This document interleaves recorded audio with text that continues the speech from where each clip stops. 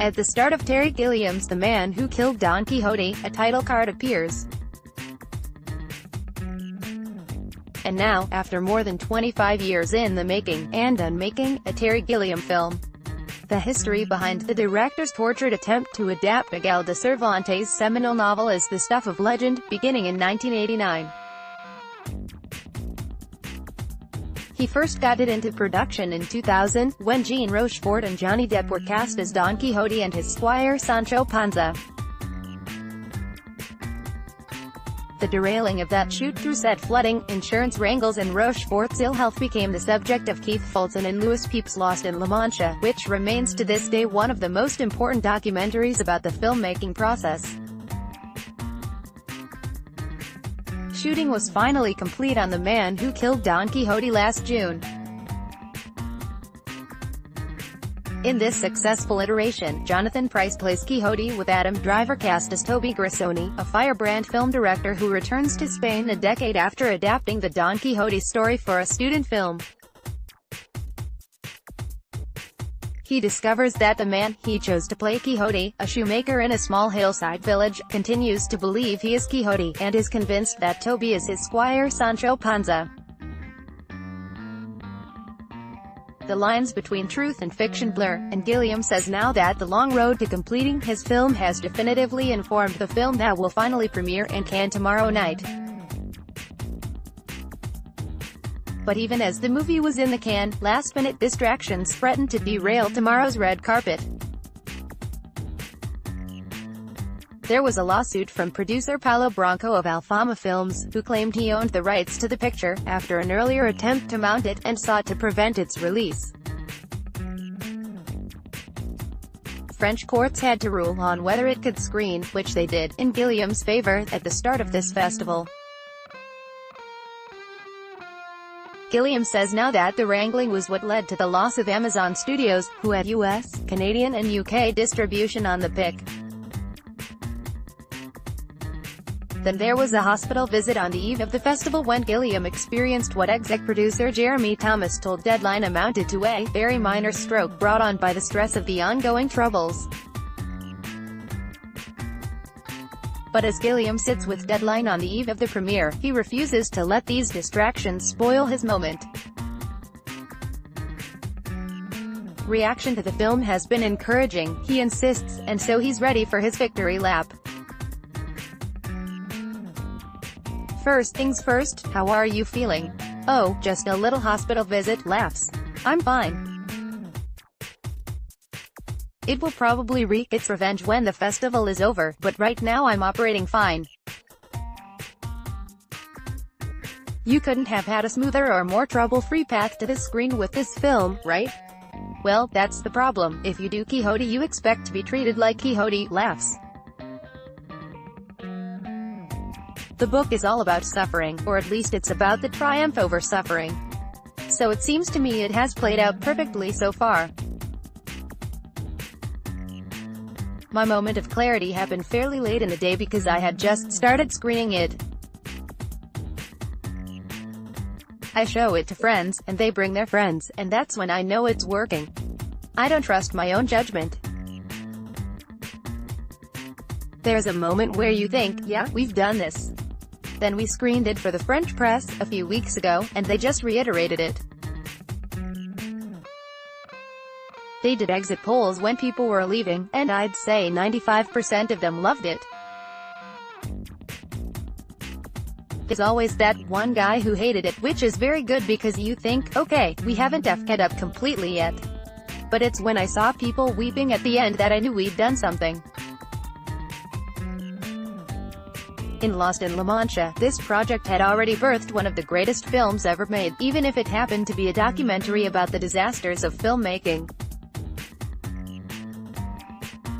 It certainly had one of the longest-running trailers ever made, laughs.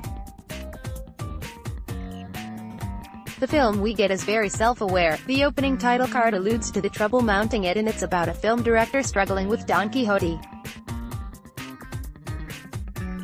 How much of that came through the struggle? I think it changed quite a bit. The thing is, it changed for the better. That's what was so interesting, is that this whole quarter-century process made the film what it is now, and it's better. The big jump was when we didn't have to be knocked on the head and ending up in the 17th century. To keep it all modern. Part of that was just the practically, it was just cheaper if you don't have to paint out all the telephone lines and satellite dishes. But it was a better idea because the original was about him traveling back in time to meet the real Don Quixote. This idea we ended up with the guy who believes he's Don Quixote because he was in a movie in which he played Don Quixote. It really became a movie about movies and the making of movies. The effect of movies. All of that was much more interesting to me. How much is it self-therapy for this irrational path you've followed? Laughs, well, in a sense it came from I kept trying to make it new for me. Banging on that same old thing we tried before gets very tiresome. It was tricking my own brain into thinking, it's new, it's fresh, it's not the same old ST we've been doing for 25 years. I had to put that title card at the start of the film. This was a project that niggled at me through the years. I did other films along the way, because I would get so frustrated with this F-King thing that I'd give up and do something else. But then you finish a film and you get over the postpartum depression of the film you've just done, and there's Quixote standing there in the distance saying, "Now, what about me?" I went through I don't know how many producers through the years, and the interesting thing is the producers that came forward were as mad as Quixote. They were the fantasists, not me. I'm the Sancho Panza, I'm the realist.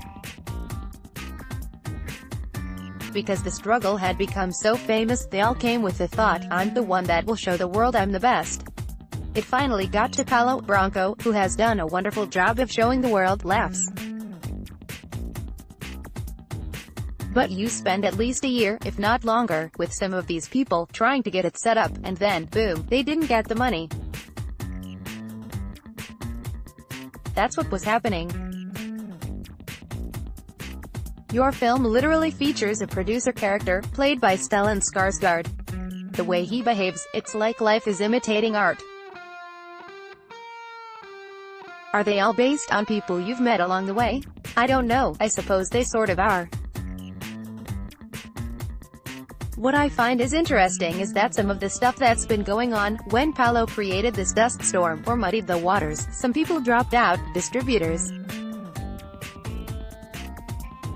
Their excuse is like the line that Stellan says, "Tell them I can't help, I've got a company to run, people depend on me." It was like that, we've got bigger problems. But they don't have bigger problems, they just don't want to be bothered. So all of that stuff, yes, I'm not sure if any of it is real or if it has all been imagined, laughs. But it feels, watching the film, that I've been through all of this stuff that's in it over the years, even after we shot it. And I love that. If that is indeed the case, it's breathtaking, you couldn't ask for better. What's the upshot of this Paulo Branco situation? He sort of committed auto-suicide here in Cannes.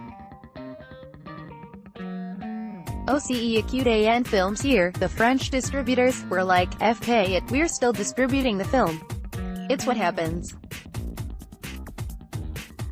Paulo was sending all these letters out saying, I own the film, it's mine, you can't show it. And people, even those that don't quite believe it, were worried. Once a guy starts suing, everybody just walks away. But I think the way Cannes stood up, and the way OCE Acute AN has continued to stand up, has put steel into the backs of all the distributors now. Are you hopeful you'll replace Amazon Studios in the territories they had? I'm not worried. There's a lot of interest, that's the good thing. It has played out rather interestingly. And all the people that are interested now haven't even seen the film yet, all the buzz is having a nice effect of its own. One thing is certain, the niggles in the back of your mind that resurfaced over the years can never return now. You've finished this opus. And I have nothing in my life anymore. Laughs. It's true, my mind is a blank now. There was always that thing where you'd look over and there was this old guy standing up going, "What about me?" It's all gone. I'm wonderfully free. What that means, I don't know yet. I haven't been able to process it yet. It's been so concentrated on this, and all the st we've been doing in the past few weeks. My problem is it's always been a bit like this. I'm very monomaniacal. I have one thing, and then when that's done I can start thinking about what's next. I am very bad at having several things lined up so that before this comes out I have another ready to go. Right now I have to process this and decipher whether I ever want to make a movie again. Laughs. But luckily, my memory is so bad I forget all the st and remember the good bits, so I march off again like an idiot. Perhaps you'll forget you made this and do it all again. That's it. Laughs. That's the lingering thing. If Paolo can ever prove to the world that he owns this thing, I would have to go and make the film for him. I can't think of anything worse. But I don't think that's going to happen. I think we're in good shape now. The triumph of this has been extraordinary. The way everybody stood up for it and said, "FK off." And they've even taken away his protocol now. I'm told his booth in the market, Alfama Films, has been removed. I haven't experienced it firsthand, but I was told by two people that it happened. There's a side of me I feel a tiny, tiny grain of sympathy, so small I can hardly find it, because he always announced himself as the guy who has made over 275 films, and that he's always had more films in competition here than any other producer on the planet, and to self-immolate like he's done with this, I have no idea. It's a bit like Harvey in a sense. There's a certain point where karma catches up, folks. That this film is out in the world is all I really care about.